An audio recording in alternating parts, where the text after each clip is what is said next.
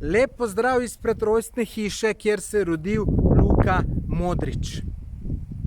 Kdo bi si mislil tukajle, Bogu za hrbtom, da se je rodil človek, ki je postal najboljši nogometaš na svetu.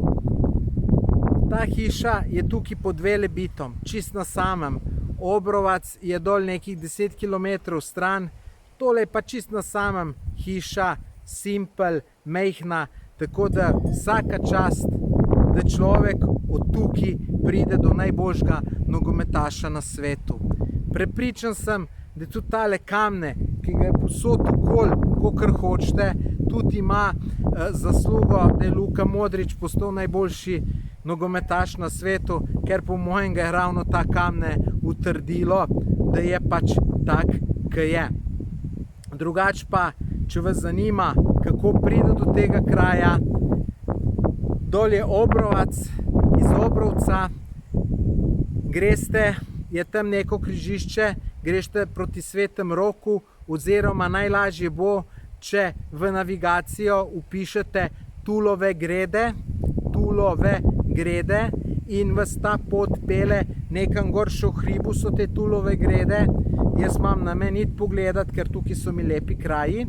Tako da greste sem po tej cesti in v enem ovinku vidite tole hišo, ki ne morete zgrešiti, čist na samem. Pa veliko ovc je, samo zdaj so kele nekam šle, tako da ne vem, a so od Lukata ali so od koga drugega.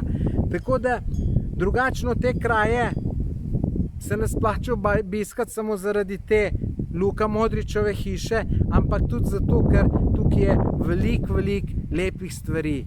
Obrovac je dol, je zelo lep. Potem imate slapove na reki Zrmani. Potem kanjon reke Zrmanje je izredno lep. Tam so snemali film Vinatu. Potem malo tjale v tisto smer imate kanjon reke Krupe. Reka Krupa se zliva v Zrmanjo.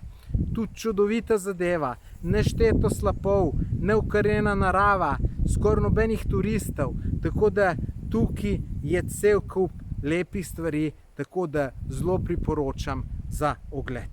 Nič, lep pozdrav izpod Velebita, lepo se imejte, pa obiščite ta kraj, ne bo vam žal. Adijo.